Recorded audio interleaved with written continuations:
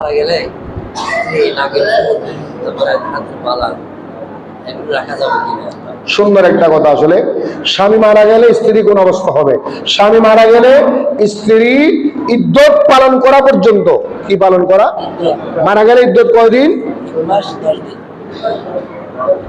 3 মাস 10 দিন লাগি।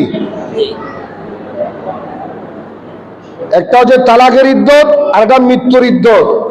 বেশ কমা জানা নাই? তালাকের ইদ্যত, মৃত্যুর ইদ্যত। মৃত্যুর ইদ্যত হচ্ছে 4 মাস 10 দিন। 4 মাস, এই 4 মাস 10 দিন আপনি যে ইদ্যত পালন করবেন, ওই ইদ্যত পালন করে চলাকালীন সময়ে আপনি সাজসজ্জা করবেন না।